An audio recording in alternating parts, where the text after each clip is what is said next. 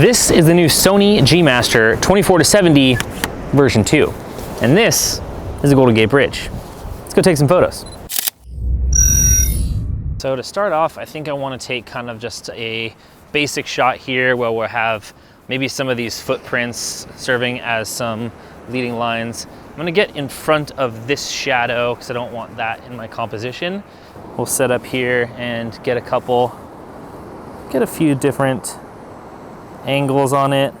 There are a lot of people out here, and one thing I really like about the G Master version 2 is the aperture ring on here. Love how quick and easy it is to adjust.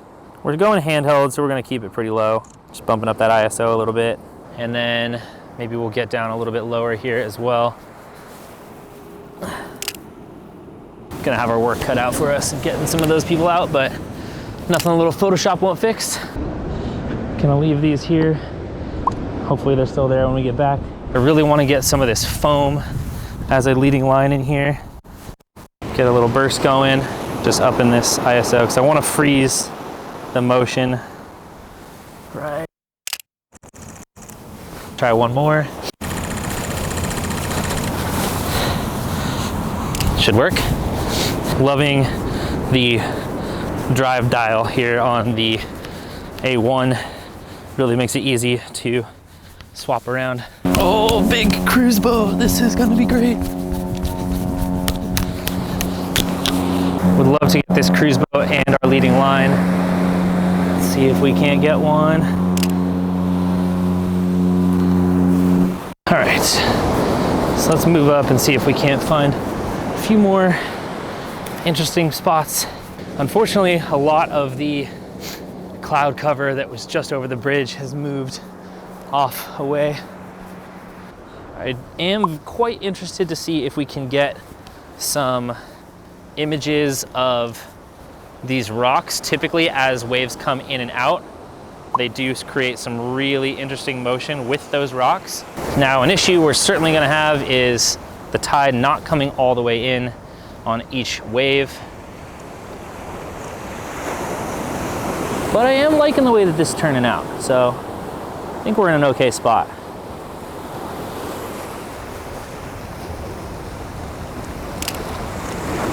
Oh yeah. When you are in a scenario where your tripod is dug into the sand, you need to be careful if the water comes over where your tripod leg is, because that will cause the tripod to sink in just a little bit. I do still really wish that those clouds were over here, but we're gonna make do with it. So we've just moved up a little bit here. James has joined me, and that way we can get a little bit closer to these rocks, and now almost all of the waves are actually hitting this portion of the beach, which is nice. And I think at this point we can take our ND filter off. Still trying to stick around 0.6 seconds. I typically find that that's gonna give us the best motion when the waves are about this speed. You don't wanna go too much slower, otherwise what's gonna happen is you just get smoky water, and I like to actually be able to see some of the texture of the waves. This is asking for this one to fall in the water. Oh my gosh. Oh, that is perfect right there though. I am loving that shot. That might be the best shot of the night so far. Ooh.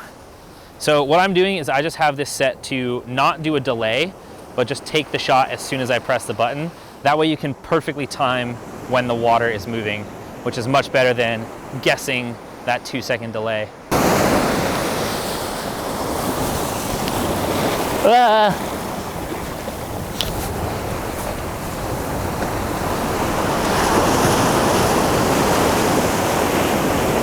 Oh yeah, that one's nice.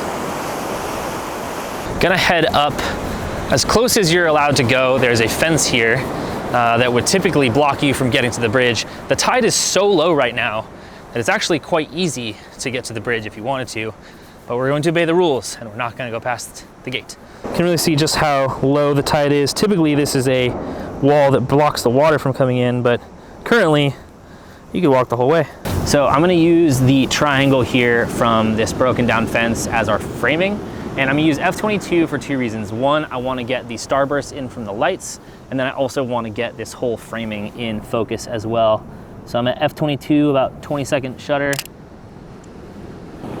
Now that we have lost the majority of our light, heading back away from the bridge now and seeing if we can't get a couple more night shots that are a little bit further away, kind of get like the long straightaway, a little bit more uninterrupted by all of the rocks here. I really enjoyed some of those compositions a little bit closer to the bridge for sure.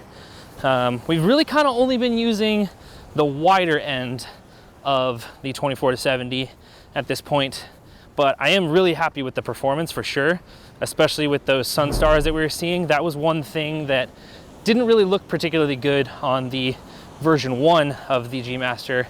So I'm definitely excited that they have improved that, but let's try to get back here a little bit more and test out the longer end of this lens as well. Friends, I seem to have made an error. It all kind of looks the same now that it's dark, and I don't know where my shoes are. This is not good.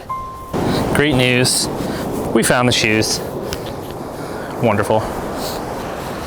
So it has gotten quite dark, but the clouds that we saw earlier on that were a little bit off in the distance have continued to move down south for us. So they've actually come right over the bridge, and the lights from the bridge are kind of illuminating it.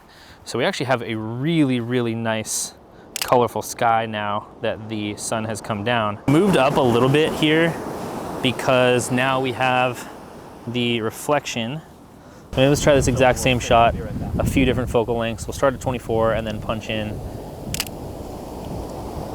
Got that 24, really liking that one, punching in a little bit. Change up our composition a little here to get, and then we're gonna punch in just a little bit more up to 70. So I really enjoyed playing around with the 24-70 in this location. Lots of different options to test it out and put it through its paces. I'm really excited to have this as my workhorse lens for just about everything. So if you did like this video, go ahead and play thumb more with the like button. Here's the next video that I think you should watch, and I'll see you in the next one.